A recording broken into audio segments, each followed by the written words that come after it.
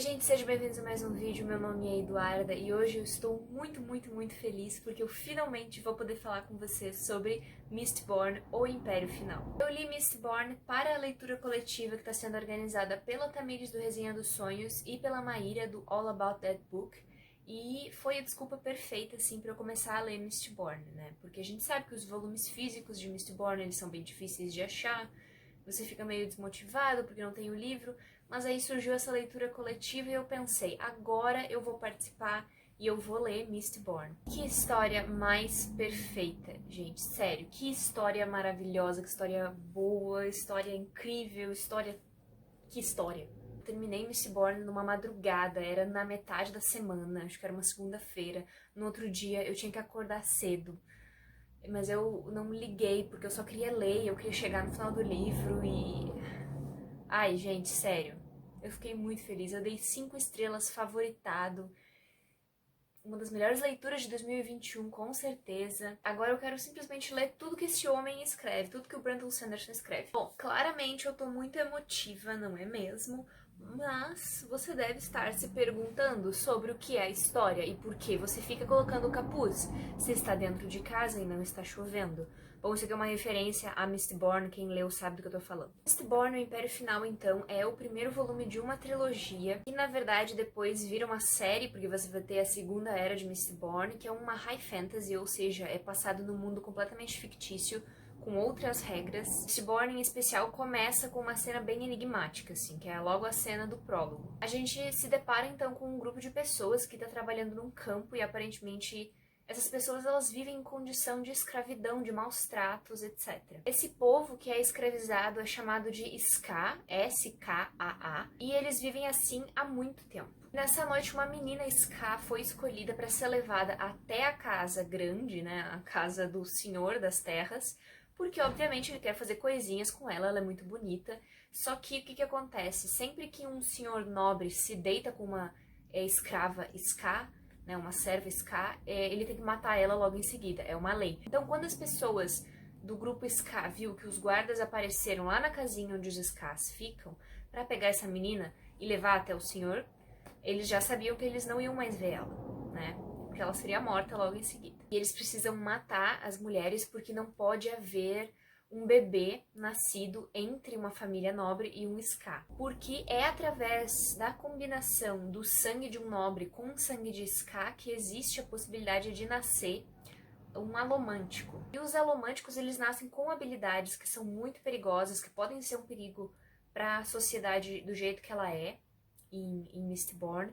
Então eles sempre matam uma mulher que se deita com um senhor nobre. Bom, continuando a cena, a menina vai, todo mundo fica, beleza, vai morrer, até que a menina volta um tempo depois. E todo mundo fica, ué, mas o que aconteceu? Isso foi obra de um forasteiro que apareceu naquela noite na casinha onde os Skaas ficam e salvou a menina. Ele matou o Senhor das Terras, matou todos os guardas e libertou aquele povo. Esse homem é muito misterioso, muito carismático e ele tem cicatrizes nas mãos, que são um sinal importante de que ele passou por uma experiência em uma determinada prisão da qual as pessoas não escapam.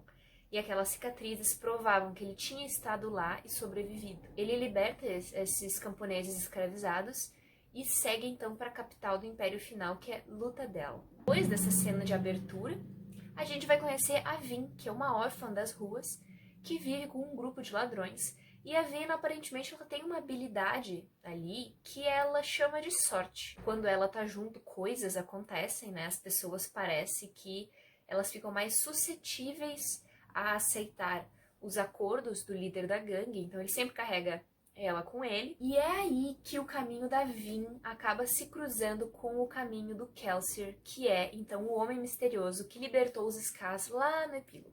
O Kelsier também é um líder de uma gangue, só que essa gangue é muito especial, porque quase todos os membros dela são alomânticos. E o que são os alomânticos? Que nem eu já expliquei, são pessoas que têm habilidades especiais. E existem 2 tipos de alomânticos. Os brumosos, que são aqueles que nascem com uma habilidade, e os nascidos da bruma, que são, então, pessoas que nascem com mais de uma habilidade. Como que eles têm acesso a essas habilidades? Eles nasceram com a capacidade de ingerir metais e queimar eles. A queima desses metais gera os poderes. Você não ouviu errado, eles queimam metal dentro deles, ou seja, eles ingerem e queimam no estômago. Existem vários tipos de metais e cada um dá uma habilidade. Vou ler para vocês aqui quais os tipos de metal que existem em Mistborn. Quando o alomântico queima ferro, ele tem a habilidade de puxar metais próximos. O título que esse alomântico recebe por ter essa habilidade de queimar ferro é Atraidores. Agora, se ele queima aço, ele consegue empurrar metais próximos. E quem consegue fazer isso são chamados de lança-moedas, que eles usam muito as moedas para se impulsionar no ar e parecer que eles estão voando, assim. Eles usam isso como uma maneira de locomoção muito mais rápida. É bem legal as cenas em que eles simplesmente parecem que estão voando pelos prédios. Agora, o estanho, ele amplia os sentidos e quem consegue usar esse metal é chamado de olho de estanho. O peltre amplia as habilidades físicas. Quem queima peltre é chamado de braços de peltre ou brutamontes. Quem queima zinco tem a habilidade de abrandar emoções e eles são chamados de abrandadores. O latão faz o contrário, ele tumultua emoções, então eles são chamados de tumultuadores. Cobre, ele esconde o uso da alomância, ou seja, se você queima o cobre, você consegue esconder que você mesmo ou outras pessoas estejam usando outros tipos de alomância. E quem consegue fazer uso dessa habilidade são chamados de esfumaçadores. Agora, quem usa o bronze, quem consegue queimar o bronze, consegue identificar quem usa alomância, ou seja, eles são chamados de buscadores. E bom, depois que o alomântico ou o nascido da bruma consegue ingerir esse metal, ele vai poder usar a habilidade que aquele metal dá para ele durante um tempo determinado, até as reservas acabarem dentro dele. Se um alomântico ingerir um metal que não é o metal que ele costuma ingerir para ativar os poderes dele, não acontece nada, eu acho. Ao contrário dos nascidos da bruma, que podem ingerir todos os metais e fazer uso de todas as habilidades. Então é muito comum que casas nobres dentro do mundo de Mistborn, elas contratem alomânticos e nascidos da bruma para serem então seus espiões, seus guarda-costas, seus protetores, etc. Porque eles são realmente muito fortes e são habilidades que as pessoas procuram. Assim, se você não ficou impressionado com o fato das pessoas ingerirem metal para poder ativar os poderes que elas têm, eu não sei o que vai surpreender você, porque eu achei isso de uma criatividade muito grande. Eu achei muito legal, assim. E não só isso, mas o Brandon Sanderson, além de criar essa mitologia dos nascidos da bruma, né, do Mistborn, né, Mist, bruma, born, nascido, ele também criou um mundo muito complexo. Como eu falei antes, o Kelsier, o líder da gangue, ele vai receber um trabalho de um outro Ska que ele simplesmente quer derrotar o Império Final. E aí você pode estar se perguntando, mas o que é o Império Final? E eu te respondo, o Império Final é o reino de um cara que governa tudo e ele é chamado de Senhor Soberano. Aparentemente ele é um deus imortal e ele está no poder há mais de 1000 anos. Ele é dito como extremamente poderoso, já passou por outras rebeliões antes e destruiu todas elas. Ele é rodeado de aliados, de servos extremamente fortes, que são chamados de inquisidores. Eles são especializados em tortura, em assassinato, em buscar nascidos da bruma e alomânticos. Eles são treinados para isso. E eles são assustadores também, porque você vai lendo e eles descrevem os inquisidores como sendo pessoas que têm metais nos olhos, tá? Ui, dá um treco. Eu lembro que quando eu li, eu fiquei, meu Deus do céu, que coisa horrorosa de se ver. E além disso, o Senhor Soberano é rodeado por famílias nobres, como eu disse antes, e elas estão a todo momento brigando entre si pelo poder, mas não só isso, elas brigam também pela sua sobrevivência, porque o Senhor Soberano tem que controlar elas também. Então, de tempo em tempo, ele deixa que as casas se matem, assim, tipo, duelem entre si, para que haja uma rotatividade no poder entre os nobres. Todo mundo acha, né? Todos os membros da gangue do Kelsier, quando eles ouvem essa proposta, né, de derrubar o Império Final, todo mundo fica abismado, porque todos sabem que é extremamente improvável que o Império Final acabe um dia, porque é muito poder concentrado na mão de uma pessoa só. Já houveram outras tentativas, várias pessoas falharam, obviamente houveram represálias, muitas mortes, muitas torturas, então todo mundo fica tipo, não tem como, né? Vamos simplesmente viver e aceitar isso. E aí o Kelsier vira e fala, mas eu tenho um plano. E é com isso então que começa a história de Mistborn. Eu acho que a parte mais difícil de Mistborn seria acompanhar a lógica desse mundo que o Brandon Sanderson criou. Só que depois que você consegue entender como funciona a questão da dominação dos metais, né, dos poderes que os metais dão, das castas, por que eles brigam, como que funciona o Senhor Soberano, né, quem que manda, quem é que tá do lado do Senhor Soberano, quais são as casas nobres, como que funcionam essas relações, você consegue entender toda a história. Parece complicado falando assim, mas não é. O autor, né, o Brandon Sanderson, ele expõe todas as informações do mundo que ele criou de uma forma muito, não vou dizer didática, mas é uma forma muito explanada, não tem dúvidas. Não fica confuso em nenhum momento para o leitor. Então, por exemplo, eu falei que são 8 metais, que são complementares e que cada metal confere uma habilidade. Só que assim, eu demorei um tempo pra me acostumar com a questão dos metais. Todo momento o autor fala, o Kelsier, que é um nascido da bruma, queimou estanho, queimou peltre, e depois ele fala para que serve. E até o final da história você já sabe, você decorou para que serve cada metal. A maior parte dos membros da gangue que tem alomância, você também consegue associar a alomância ao personagem. No próprio livro existe, no final da história, um glossário que te ajuda a lembrar de cada metal e o que cada metal permite que a pessoa faça, se você não quiser lembrar. Você pode também, à medida que for lendo, anotar, foi o que eu fiz para me ajudar a lembrar mais rápido, né? Você anota.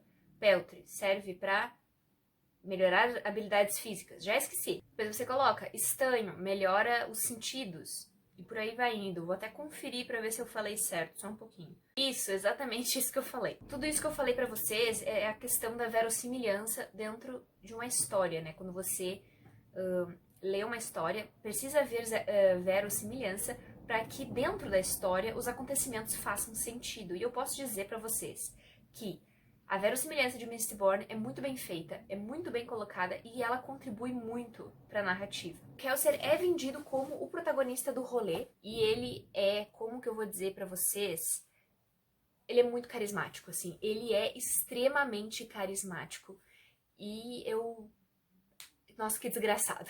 Meu Deus, que homem desgraçado. Toda a questão do Brandon Sanderson mostrar pra gente que é tão difícil derrotar o Senhor Soberano, é tão difícil derrotar o Império Final, que você fica assim, cara, é uma missão suicida, eles não vão conseguir. Não vão conseguir. Mas eu quero ver o que vai acontecer. Cas, eles são extremamente cabisbaixos, eles estão vivendo nesse regime de escravidão há tanto tempo que eles já se conformam com isso, é uma coisa muito triste. O Senhor Soberano é dito como tão poderoso.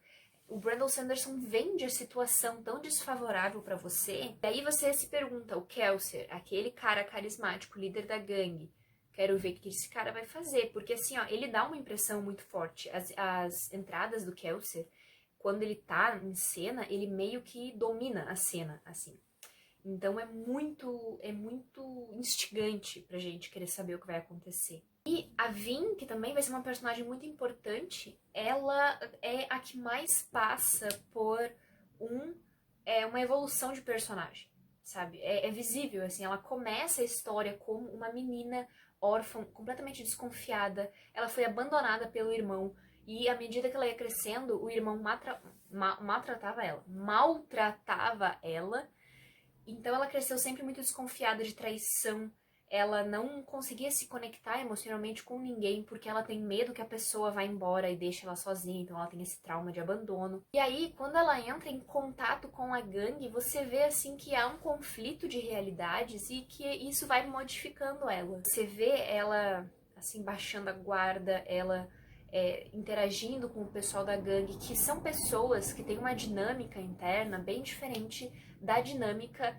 que o antigo grupo da qual ela participava tinha. Então, isso é bom de ver, sabe? A vinda do início da história não tem nada a ver com a vinda do final da história, né? Isso é muito visível. Em relação à gangue do Kelsier, eles não têm tanto desenvolvimento assim.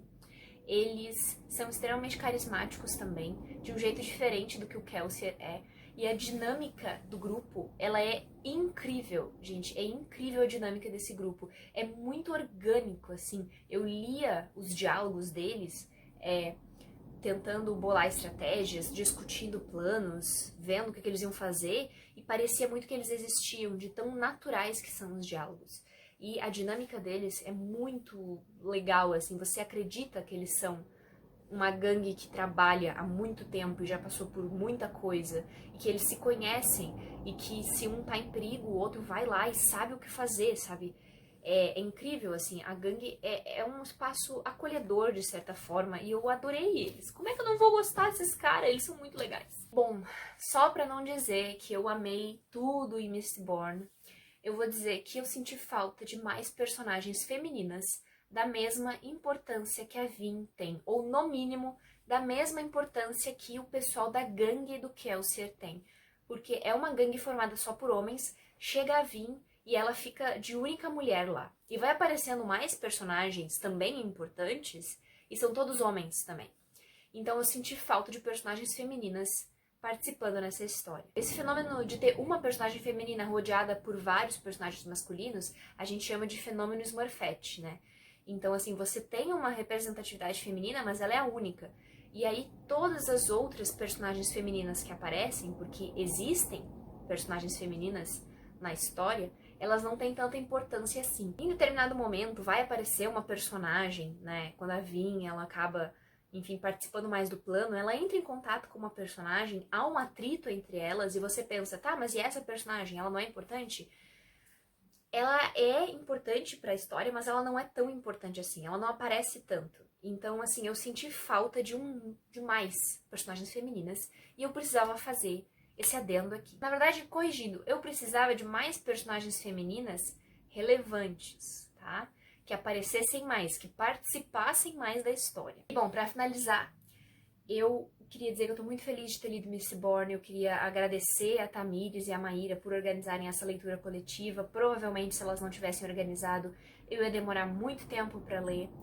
Mas foi uma leitura que eu amei, assim, eu adorei mesmo. Como eu disse no início, dei 5 estrelas, favoritei Mistborn e eu tô ansiosa pra ler o segundo volume. É isso, então comente aqui embaixo se você já leu Mistborn, se você não leu, você ficou interessado, me deixe saber. Eu sei que quem tá interessado em ler, é difícil encontrar os volumes físicos, é bem difícil, porque por alguma razão a editora não imprimiu mais exemplares. Então, assim, recomendo que você dê seus pulos para ler essa história, porque realmente vale a pena. Queria também lembrar, se você for comprar qualquer produto na Amazon, considere fazer isso com o link que eu vou deixar aqui na descrição. Fazendo isso, você ajuda o canal a ganhar uma pequena comissão, sem pagar nada mais por isso. E é isso. Minha garganta tá falhando. E é isso, então. Muito obrigada por ter assistido até aqui. Eu espero você no próximo vídeo. Tchau, tchau.